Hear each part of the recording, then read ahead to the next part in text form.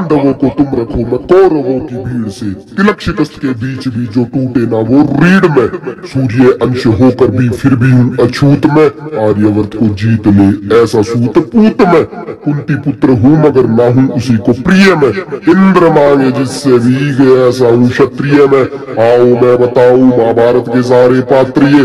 भोले की सारी लीला थी किशन के हाथे सूत्र थे। बलशाली बताया जिसे सारे राजपुत्र थे। काबिल दिखाया बस लोगों को ऊंचे गोत्र के। यही था गुन्हा तेरा तू सारथी का अंश था। तो क्यों छिपे मेरे पीछे मैं भी उसी का वंश था। रथ पे सजाया जिसने कृष्ण हनुमान को। योद्धाओं के युद्ध में लड़ाया भगवान को। नंदलाल तेरी ढाल पीछे अंजनेय थे। नियति कठोर थी दोनों वंदनीय थे। ऊंचे ऊंचे लोगों में मैं ठहरा छोटी जात का। खुद से ही अनजान मैं घर का ना घाट का। सोने सा था तन मेरा अभेद्य मेरा अंग था। कर्ण का कुंडल चमका लाल नीले रंग का। इतिहास साक्ष्य है योद्धा में निपुण था। बस एक मजबूरी थी मैं वचनों का शौकीन था। अगर न दिया होता वचन वो मैंने कुंती माता को। पांडवों के खून से धोता अपने हाथों को। साम दाम दंड भेद सूत्र मेरे नाम का। गंगा माँ का लाडला मैं खाम खा बदनाम था। कौरवों से होके भी कोई कर्ण को ना भूलेगा। जाने जिसने दुख मेरा वो कर्ण कर्ण बोलेगा। भास्कर पिता मेरे है किरण मेरा स्वर्ण है। वन में अशोक में तू तो खाली पर्ण है। कुरुक्षेत्र की इस मिट्टी में मेरा भी लहू जीर्ण है। देख छान कर उस मिट्टी को कण कण में कर्ण है। हेलो गाइस, हम सब ठीक हैं। भगवान से दुआ करते हैं कि आप भी सब ठीक होंगे। भगवान आपको कुशल मंगल रखे। जी मैंने ना कार्टून में देखा था करण ने ना गोल्डन गोल्डन कपड़े पहन रखे थे और वो ना सूरज का बेटा था। और मैं ये सोचूं सूरज इतना बड़ा और इतना दूर और इतना गर्म है, ये सोचूं कैसे हो सकता है उसका बेटा। हाँ बेटा, आपने सही देखा है। मैं बताती हूँ आपको। कर्ण सूर्य पुत्र ही था। कर्ण पता है किसका पुत्र था? राधे तो उन्होंने उठाया था नदी से और तब उन्होंने पाला था उसको। तो उससे पहले इसके जन्म की कथा मैं आपको सुनाती हूँ। इसकी माँ का नाम था कुंती। कुंती थी राजा पांडु की पत्नी और उसके 5 पुत्र थे। तो वो जब अपने मायके में थी तो उसके पापा के यहाँ आजकल जो पापा बोल देते हैं तो उस टाइम पे पिताश्री बोलते थे। तो वहाँ पर उसके राज्य में जो भी कोई संत महात्मा आते तो वो महाराज अपनी पुत्री को उनकी सेवा में लगा देते थे। पुत्री मतलब कुंती को। तो कुंती उनकी संत महात्माओं की सेवा करती। एक बार दुर्वासा आ गई तो फिर उन्होंने उनके पिताजी ने कुंती से कहा कि महर्षि भृगु की बहुत सेवा करना। तो कुंती है ना ऋषि की सेवा में सच्चे दिल से लग गई। उन्होंने बहुत सेवा की तो भृगु ऋषि उनकी सेवा से बहुत प्रसन्न हुए और प्रसन्न होके उन्होंने कुंती को जाते हुए वरदान दिया कि पुत्री मैं तेरे को एक ऐसा मंत्र दूंगा, तू उस मंत्र को बोल के जिस भी देवता को बुलाएगी वो देवता तुरंत हाजिर हो जाएगा। तो कुंती ने सोचा कि भाई वो दे के उनको आशीर्वाद और चले गए। कुंती ने सोचा कि देखती हूँ मैं इनका यह आशीर्वाद सफल होता है या नहीं, जो इन्होंने मंत्र दिया है वो सफल होता है या नहीं। तो कुंती ने, वो जवान तो थी, तो कुंती ने ना एक मंत्र, वो जो मंत्र कुंती ने दिया था वो मंत्र उन्होंने जपना शुरू कर दिया। तो तुरंत सूर्य देव हाजिर हो गए। तो वो तो डर गई एकदम सूर्य देव को देख के। तो वो कहने लगी आप कैसे? कि भाई आपने मेरे को बुलाया है।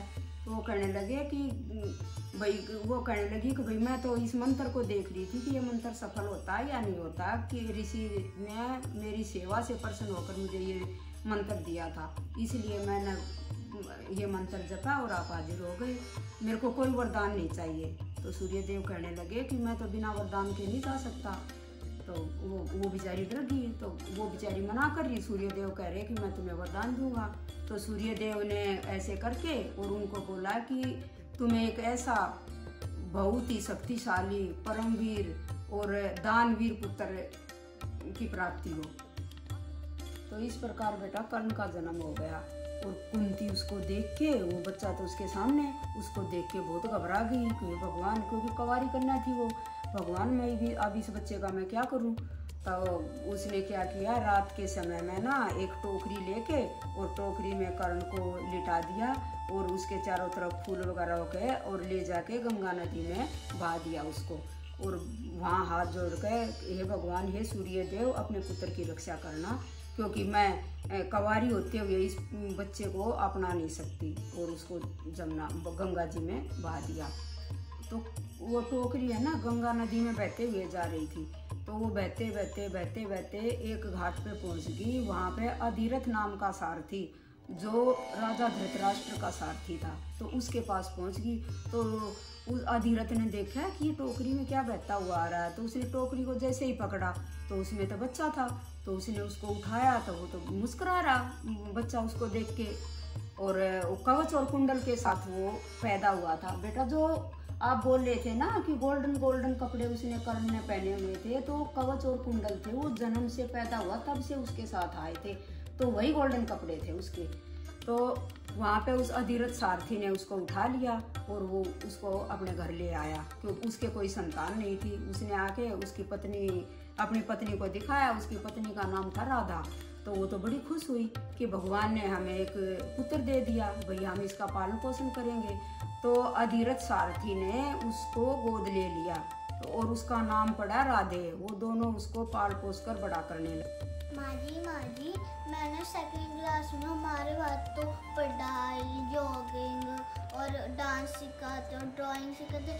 करण भी वो करता था कि पढ़ाई, वो स्कूल जाता था। हाँ बेटा, करण ने भी पढ़ाई की थी, करण भी स्कूल जाता था पहले। अब स्कूल हैं, पहले क्या होते थे, गुरुकुल होते थे। तो वो उसके बारे में मैं अब आपको बताती हूँ। गाइज, आप भी ध्यान से सुनो, कर्ण ने शिक्षा कैसे ग्रहण की थी। कौरव और पांडव महल में रहते थे और कर्ण के पिता थे सारथी। सारथी को तो रथ चलाना होता है और वो धृतराष्ट्र के सारथी थे। तो कर्ण को तो सूत पुत्र कह के बुलाते थे सब। तो वो अपने पिता के साथ, अधिरथ के साथ महल में जाता था और राजकुमारों को खेलते हुए, कौरव और पांडव जैसे खेलते ना, तो उनके साथ वो भी एक, भाई मैं भी इनके साथ ही इनके जैसा बनूं, इनके जैसा ही रहूं। तो वो अपने पिताजी से कहता कि भाई मैं भी इन्हीं की तरह रहूं। तो उनके पिताजी कहने लगे कि बेटा तुम सूत पुत्र हो, सूत पुत्र हो, ये राजकुमार हैं, तुम्हारी और इनकी बराबरी नहीं हो सकती, तो तुम रथ चलाना सीखो। शिक्षा तो इन्होंने ग्रहण करनी है। कौरव और पांडव ना बेटा गुरु द्रोणाचार्य के पास शिक्षा ग्रहण करने के लिए उनके आश्रम में भेज दिए गए।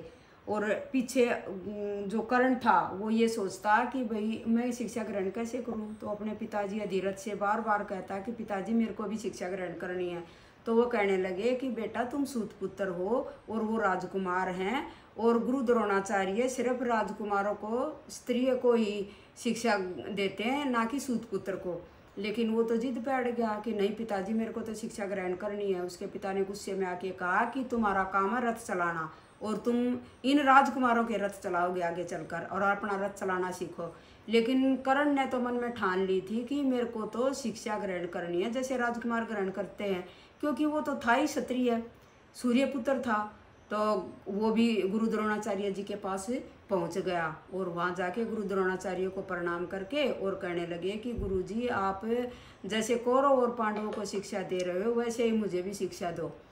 तो गुरु द्रोणाचार्य एकदम गुस्से में हो के वो कहने लगे कि तुम सूत पुत्र हो और मैं क्षत्रियों को, राजकुमारों को शिक्षा देता हूँ, तुम मेरे से शिक्षा ग्रहण नहीं कर सकते ना बेटा। गुरु द्रोणाचार्य ने बड़े गुस्से में आके कर्ण से कहा कि मैंने दुनिया में अर्जुन को सर्वश्रेष्ठ धनुधर बनाने की ठान रखी है, प्रण ले रखा है, और मैं उसी को सर्वश्रेष्ठ धनुधर बना के रहूंगा। और फिर अर्जुन से कहा क्यों अर्जुन, तुम बनोगे ना दुनिया के सर्वश्रेष्ठ धनुधर? तो अर्जुन ने कहा हाँ गुरुदेव मैं बनूंगा दुनिया का सर्वश्रेष्ठ धनुधर। तब फिर भी कर्ण ने हाथ जोड़कर कहा कि गुरुदेव मुझे अपना शिष्य स्वीकार करो, लेकिन द्रोण तो अपनी जिद पे अड़े हुए थे। फिर कर्ण ने पता क्या किया, कर्ण ने एक छुरी ली और यहाँ से ऐसे अपना अंगूठा काटा और ये खून टपका दिया, और खून टपका के फिर उन्होंने गुरु द्रोणाचार्य को क्या कहा वो सुनो। देखो गुरु द्रोण, रक्त एक क्षत्रिय का हो या सूत का होता सदैव लाल है गुरु द्रोण। यदि शिक्षा प्राप्त करने का संकल्प दृढ़ हो तो एक सूत की नियति भी बदल सकती है, और सर्वश्रेष्ठ धनुर्धारी बनना मेरे जीवन का लक्ष्य है, ये कर्ण का पर्ण है। माँ जी, फिर कर्ण की पढ़ाई किसने करवाई? बेटा मैं बताती हूँ। फिर गुरु द्रोण के आश्रम से कर्ण अपने घर आता है और अपने पिता अधिरथ और माँ राधा से बोलता है कि मेरे को शिक्षा ग्रहण करनी है। गुरु द्रोणाचार्य ने तो मुझे मना कर दिया कि मैं तो क्षत्रियों को शिक्षा देता हूँ, सूत पुत्र को नहीं दूंगा, तुम जाके अपना रथ चलाना सीखो। तो उसके पिता अधिरथ ने कहा कि बेटा गुरु द्रोण सही कह रहे हैं। तो कहने लगा नहीं, शिक्षा प्राप्त करना सबका अधिकार है शिक्षा प्राप्त करना, तो मैं भी शिक्षा प्राप्त करूंगा। तो उसने अपने पिता और माता को प्रणाम करके तो कर्ण ने अपने पिता से कहा कि मैं गुरु परशुराम जी के पास जा रहा हूँ शिक्षा ग्रहण करने के लिए। फिर उसके पिता ने कहा कि बेटा गुरु परशुराम तो सिर्फ ब्राह्मणों को शिक्षा देते हैं, वो तुम्हें शिक्षा नहीं देंगे। तब उसने अपनी माता और पिता को हाथ जोड़कर ये कहा कि मैं जा रहा हूँ गुरु परशुराम जी के पास, वो शिक्षा देंगे तो ठीक है, मैं शिक्षा ग्रहण करके वापस लौटूंगा, नहीं तो मैं वापस ही नहीं लौटूंगा। वो अपने माता पिता को रोते हुए छोड़कर वहां से चला जाता है। और उसके जाने के बाद अधिरथ बाहर जाता है और सूर्य देव से हाथ जोड़कर प्रार्थना करता है कि हे सूर्य देव, अब तक मैंने आपके पुत्र की रक्षा की है और अब आपकी जिम्मेदारी बनती है कि मेरे पुत्र की रक्षा आप करोगे, एक सूत पुत्र की रक्षा आप करोगे। वो जिद करके गुरु परशुराम के आश्रम में गया है कि मैं वहां से शिक्षा ग्रहण करूंगा। शिक्षा ग्रहण करना सबका जन्मसिद्ध अधिकार है, इसलिए अब उसकी रक्षा करना आपकी जिम्मेवारी है। अच्छा माँ जी। गाइज, अब गुरु परशुराम से कर्ण ने शिक्षा कैसे प्राप्त की वो आप अगले वीडियो में देखना और आप बने रहना हमारे चैनल पर। तब तक के लिए bye bye. Like share and subscribe.